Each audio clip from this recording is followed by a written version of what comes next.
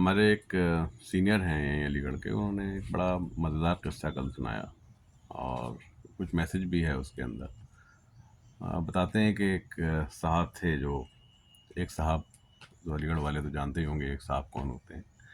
तो एक साहब थे जो अ, जापान गए, देसी जापान पहुँचे किसी कॉन्फ्रेंस में या किसी और सिलसिले में, और वहाँ उन्होंने 5 स्टार होटल में चेक इन किया। और चेक इन करने के बाद अ, बहुत खुश, बोले हम यार स्विमिंग पूल दिखा तो बोले इसमें नहाना चाहिए। वो बहरहाल कपड़े वपड़े उतार के कॉस्ट्यूम लेके स्विमिंग पूल में उतर गए। अब देसी आदमी कोई और था नहीं वहाँ पे स्विमिंग पूल में, उनको सूसू लग गया। अब सूसू लगा, देसी आदमी है, अब निकलेंगे स्विमिंग पूल से, पानी में ही है, पानी निकलना है तो वो वहाँ तो जाएंगे नहीं। बाथरूम तक जाना उनको या चेंज वहाँ तक जाके चेंज करना। फिर खैर वो नालों की आदत थी, तालाबों की या नहरों की, देसी।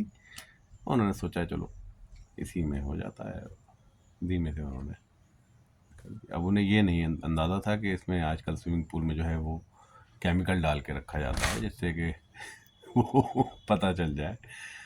बहरहाल जैसे ही उन्होंने अपना काम किया, स्विमिंग पूल का पानी चेंज, उसमें पानी नीला हो गया। नीला हुआ तो गार्ड की नज़र पड़ी, वो गार्ड आ गया, उसने निकाला बाहर स्विमिंग पूल से, कहा बाहर आ जाइए। बाहर आ गए।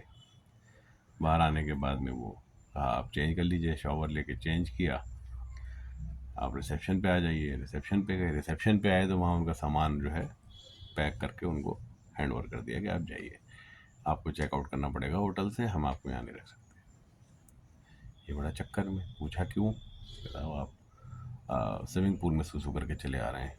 ये शौक हो गए।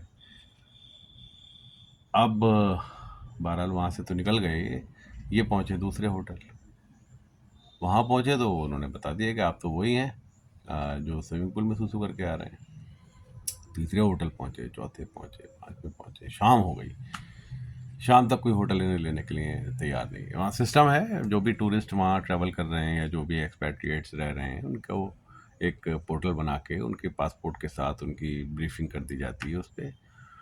और जैसे भी वो लोग वहाँ बिहेव करते हैं, जिस तरह से भी वो घूम रहे हैं, जो भी एक्सपेंड कर रहे हैं, everything is put on that portal. तो वो कोई भी उनके बारे में अगर उनका पासपोर्ट नंबर डालेगा तो will get the first hand information कि ये कौन बंदे हैं, कहाँ से आए हैं, कैसे ट्रैवल कर रहे हैं, एंड एवरीथिंग अबाउट हिम। वो उसमें नोट आ गया उनका, उन्हें मालूम ही नहीं, जहाँ जाएँ वो रिजेक्ट हो जाए। जब शाम हो गई और बहुत थक गए और बड़े परेशान हो गए तो इन्होंने इंडियन कॉन्सुलेट में राब्ता कायम किया, टोक्यो फ़ोन किया कि मैं ऐसे-ऐसे यहाँ आया हूँ और ये मेरे साथ मामला हो गया है। अपनी गलती भी उन्होंने तस्लीम करी और बताई उनको डिटेल में।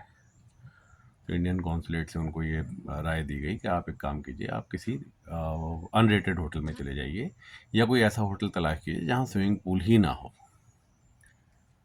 तो वो इस मशवरे पे उन्होंने काम किया और ढूँढा-ढाँडा तो कुछ 2 1 हो 4 होटल देखने के बाद उन्हें एक बढ़िया सा ऑप्शन मिल गया रहने के लिए। खैर बहरहाल वो फिर जब तक वहाँ रहे, वहाँ उनको यही महसूस होता रहा कि पूरा जापान जान चुका है कि मैंने टॉयलेट में सुसु किया था। तो जहाँ जाते थे ज़ाहिर है वो पोर्टल पे था, उनके बारे में कोई अगर देखना चाहे तो देख सकता था।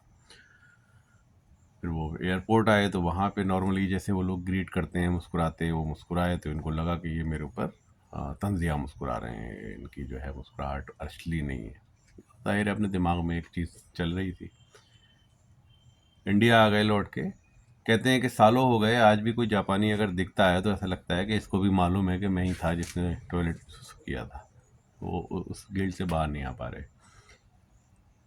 मैसेज उनका ये था कि हमारे मुल्क में हज़ारों करोड़ की चोरी हो जाती है, गबन कर लेते हैं लोग, पैसा गायब हो जाता है, टैक्स की जो ट्रेजरी है उसमें से पैसे गायब हो जाते हैं, प्रोजेक्ट बनते नहीं हैं।